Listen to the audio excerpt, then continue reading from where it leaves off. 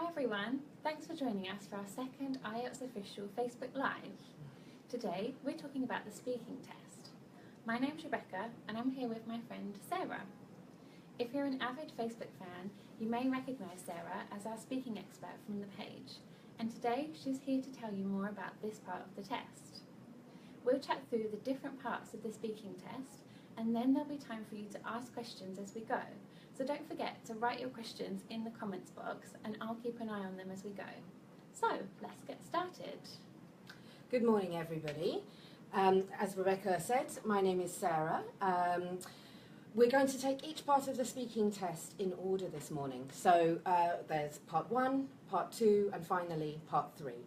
To give you some time to ask some questions for part 1, I have a couple of general tips for you to get going.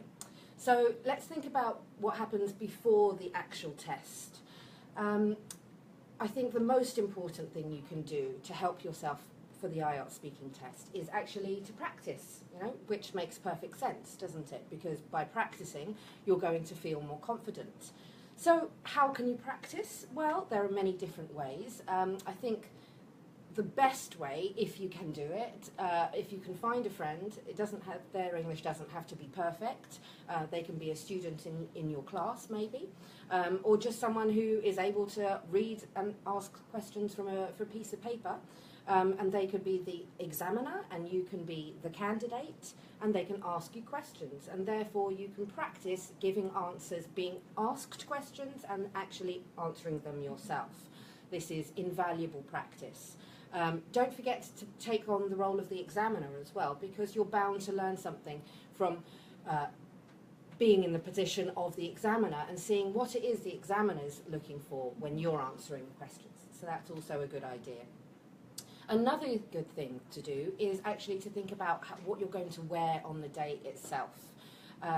Some people, you want to go into the exam feeling confident, and for some people that helps if they dress very smartly. So you might choose to wear a business suit, which is fine. If that helps you, by all means do. You don't have to wear a business suit. Personally, that doesn't help me feel more confident. I feel more confident if I'm comfortable, so I choose to wear clothes that make me feel comfortable. So what about you, Rebecca? Yeah, I think if I was going in for the test, I'd probably wear perhaps a jumper and some comfy trousers, just so that I feel comfortable and confident on that day. There you go. Okay, so are we ready to move on to part 1? Yes, we've had lots of people saying hi. Just to remind you what we're talking about today, this topic is the speaking test. So we've got Sarah, our expert, giving you lots of advice and tips on the IELTS speaking test. So we've covered general tips and before the test day, and now we're going to move on to part 1. So if you've got any questions around part 1, then just pop them in the comments below and we'll get to them soon. Okay, thanks Rebecca. So, part 1. The technical side of things. It lasts for 4 to 5 minutes, and generally speaking, it's everybody's favourite part because it's all about you. So you will be asked questions on 2 to 3 topics. For example, your hometown. Tell us all about your hometown, or sport, something like sport. So you'll be given the chance to tell us about your experience with sport, whether you like it or don't like it, that kind of thing. It's important when you're answering these questions to explain reasons for your answers, but don't give very long answers in this part of the test. You want to answer the question and explain one reason, but don't feel like you've got to give very long answers, because another question will come. And you want to show the examiner a variety of answers, both in terms of grammar and vocabulary, and the questions are designed to do that. So make sure that you give the examiner the chance to ask you those kind of questions. An analogy I like to, or a metaphor I like to tell people is it should be like a tennis match, okay? Think tennis match. In a tennis match, someone hits the ball and the other person hits it back. So in part 1, you asked a question and you answer it, and then you give the ball back to the examiner so that they can ask you another question. Okay? Don't hang on to that ball for too long, because you're not doing yourself any favours. Okay? All right. So we've had some questions in already. Some people have said, how do you increase your confidence with speaking? So surely that would be lots of practice. I think so. And the more that you speak, the more confident you're going to feel. Speaking is one of those things that everybody's nervous before they have to go into a situation where they know they're being assessed. It's perfectly normal. So I think the first thing to realise is that if you feel nervous, there's nothing wrong with that. That's perfectly normal. In today's day and age, I think you can use, maybe you could video yourself. If you a friend has their phone and they could video you and you could watch yourself and watch your performance, then and watch that back and see what you can learn and how you can improve your own speaking. Yeah, that's a great tip. Yeah? Okay. And then someone else, Abraham, has asked how they can impress the examiner. So again, that's going to be about practicing, isn't it? Making sure that you've done enough prep work before you go into the IELTS test and you're going in quite confidently. Yeah. As an examiner, I would say that the best thing that you can do when you walk into that exam room the first time is smile. Smile, even if you're feeling nervous, smile, and the examiner is likely to smile back at you because, you know, it's their job to assess your speaking, and but obviously it's to create a positive environment. It's and which will help you with your confidence as well. I think, you know, try to relax and let them guide you through the test. Perfect. Well, let's move on to part 2. Okay, so part 2. Part 2 is the topic, or the long turn as it is called. In total, part 2 lasts for 3 to 4 minutes. And this is the part of the test where you are given a topic on a piece of paper. I have one here to show you, a quick example. Rebecca will put the link up for you to look at that earlier. This topic, you are asked to describe something, and you need to follow what is on the topic and speak for between 1 to 2 minutes. This is the only point in the test where you are given a chance to prepare. So the examiner will give you a pencil and a piece of paper, and they will introduce the topic and then give you 1 minute to think about what you're going to say. So it's very important to use that 1 minute effectively. Now, not everybody likes to make notes, so that's absolutely fine. You don't have to make notes. You could just use that time to just sit there and think about it, what you're going to say. The kind of things I would advise you to think about are maybe some higher level vocabulary that you could use, certainly maybe the order of it, what it is you're going to say. On the topic itself, you will be given maybe 3 or 4 things to discuss. Use those 3 or 4 things to help give your talk structure, because 1 minute isn't a very long time to go and come up with an elaborate structure yourself. So use what is on the topic to help you. Yes, at the end of the it is important to keep going for as long as possible. 2 minutes can feel like a very long time when the examiner is just listening to you and you're the only one speaking. So again, practice helps with this. But you don't have to worry, because the examiner will let you know when part 2 is over by saying thank you, and that is an indication you have got to the end of the 2 minutes. Perfect. So we've had some questions again already. How is it best to organise your answer for part 2? Is it using that preparation time wisely? Yes, and on this sample test here, for example, this one is describe something you own which is very important to you. Say where you got it from, how long you have had it, and what you use it for. So if I were to do this myself, that would be a logical order for me to use. So I would suggest that you use the information that is given to you on the topic, it's the task card itself, to give your talk structure and give your talk coherence, and then also make sure that you're not going to forget something that you wanted to say. Okay. So Petita asks, what if you don't have any knowledge on the topic that the examiner is asking you about? Yes, this is a concern for many students, Petita, so don't worry. The topics have all been tried out on candidates, so we know that they're very general topics. We're not expecting you to give specialised answers.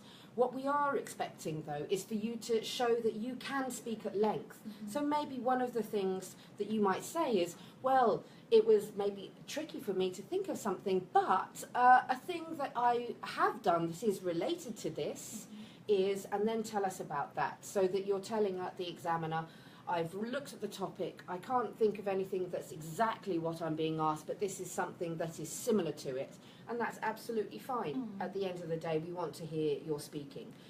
But it's important on that point to not go completely off topic, and that's it because of part 3 that is coming next, and I'll explain in a minute about part 3.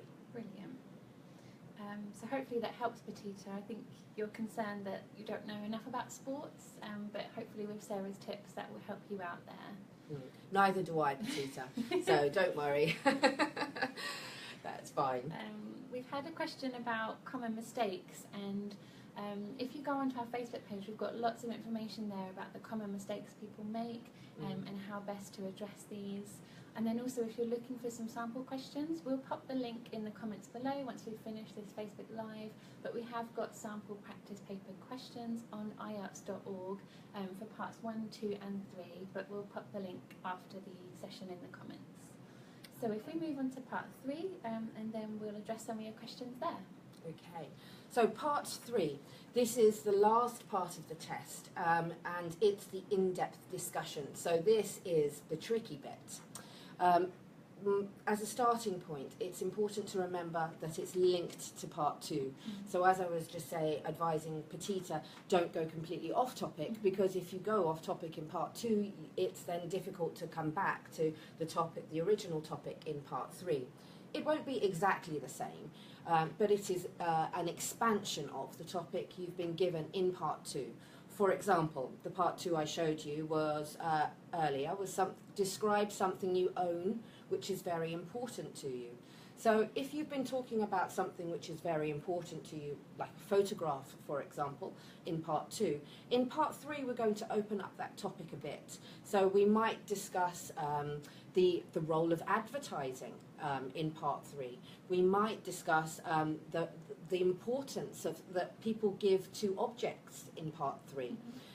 Again, the questions will, whereas I said part 1 is all about you, part 3 is the complete opposite. It is not about you any longer. Part 1 is about you, part 2 is about you, but part 3 is abstract. And by that I mean we want to hear you talk in general.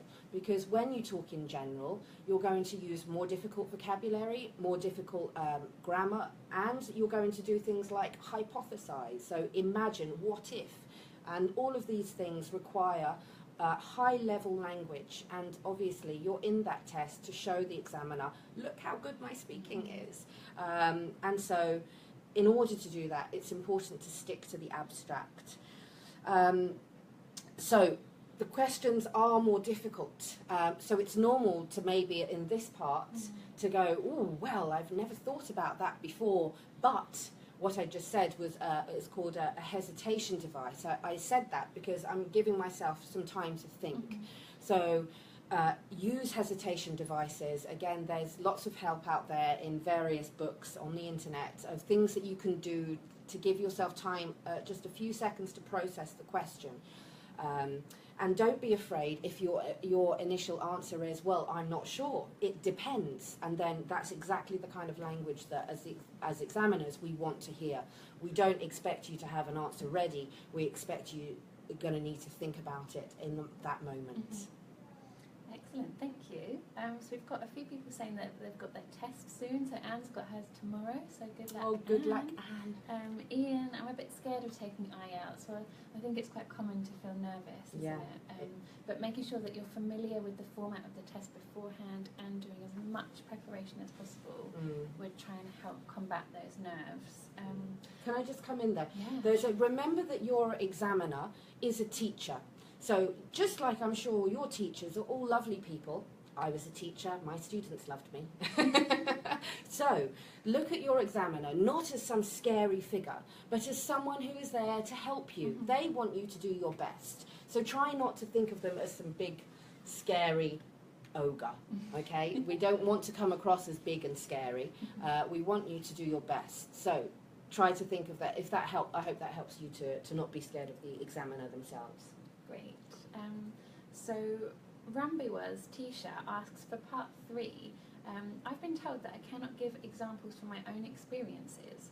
For for example, if the topic were about trade and market, I shouldn't give examples about markets in my hometown, but more around global markets. Is that true? It's a good idea to, yes. Sorry, what was the person's name? Rimbiwaz. That's a very good point. The reason for this is because of the abstract nature. It's very, very easy if you're a business student, for example, to go, oh, I know all about business, the market in my hometown, and to then speak at length. But what you end up doing without realising is you start using I. I know this market and this market is, and you're using first person and you're using present simple. And that's not really high-level lexis or high-level grammar. And so the reason why it's a good idea to take maybe that information and give it in an abstract way, for example, markets, there are many markets around the world. One I know about is you're using longer noun phrases, more complex grammar, and by generalizing you end up coming out with higher level language. So that's why it's a good idea to stick to the general and not go back to first person and the personal information that you've already given in part one. You did that in part one, you did it in part two, in part three, stick. You only have 11 to 14 minutes, it's not very much time to show the examiner a range and variety of language. So that's why you should stick to the abstract. Perfect. Hopefully that helps. We're having so many questions coming through. It's a popular session. Someone said, if we make a mistake, should we correct ourselves to show the examiner that we've realised we've made that mistake? So that question comes from Shiara, that is a very good idea. You know, mistakes are part of language learning, they're a part of human nature, we all make mistakes. It is a good idea if you catch yourself, the words come out and you say, oh no, I use present simple instead of past simple or past continuous, then it is a good idea to correct yourself, because you're showing the examiner, I'm aware that that was a mistake. If more than a couple of seconds has passed, I would say just let it go and relax and focus on the next question. You're not expected to be perfect. You're expected to show it's your performance across the whole of the test that matters, not just your answer to one question. So try not to panic if a mistake slips out. That's perfectly normal. Great. And another common question that we've received is how to practice alone. Do you have any tips for that, Sarah? Yes, well, we live in this wonderful age of modern technology, so I really do sympathise. It can be very difficult to find someone to practice with, particularly if you're working or you're studying, or maybe your friends are just learning other languages, not English. So on your mobile phone, or if you have a video recorder, you could play the dual role of being the examiner, asking yourself the question, or maybe you could read the question and then give the answer to the camera, and then play it back and watch it and see, analyse your performance. On one thing maybe you could put, Rebecca, is the IELTS public speaking descriptors. They're what the examiner, a simpler version of what the examiner uses to assess you. So maybe you could even take those and look at it and go, well, what did I do? Did I use a variety of vocabulary? Did I show a range of grammar? Or did I only use present simple throughout? And these are the kind of things that then maybe will help you prepare. Brilliant. So we've got time for a couple more questions. If we jump back to part two, if that's okay. Sure. Someone asks, is it okay to talk about a story opposed to yourself in part two? So something that you've made up rather than your own experiences. Sure. In fact, I've heard some amazing experiences that were completely invented. So if you are creative, it's not a truth and honesty test. It's a language test. So if you have a great imagination, then why not? If you are able to think of something in that 1 minute, I wouldn't pressurize yourself into feeling that you need to tell an amazing story. But if one comes to mind, then why not? That's again, we're assessing you not on the truth of what you are saying, but on the language that you use to express it. And you mentioned hesitation devices earlier on. Yes. Could you elaborate a little bit more on that for Rumby Was, who's got another question around talking more about hesitation devices? So, like when you were asking me the question just now, Rebecca, I was listening to it and processing it, and I'm thinking, oh, what am I going to say? But did you notice what I was doing? I was nodding, so obviously that's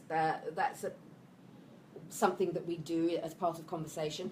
I was also doing something called back channeling, where I was making noises like yes, this is a hesitation device. Obviously you can't do that. You don't want to sit in silence. Particularly hesitation devices are very useful. They're handy tools for you to use, particularly in part 3 of the test. In part 3, where the questions are longer and more difficult, saying things like, oh, well, that's a tricky question. I never thought about it before, but how long did that take to say? Possibly about 3 seconds. So I just gave myself 3 seconds to think about something else to say. So learning discourse, they're also called discourse markers and hesitation devices like that they're set phrases that you can use at the beginning of your, to not sit in silence basically while you're thinking of something to say. Perfect. Mohammed says, do I need to mimic as a native speaker, or should I adopt my natural accent during the speaking test?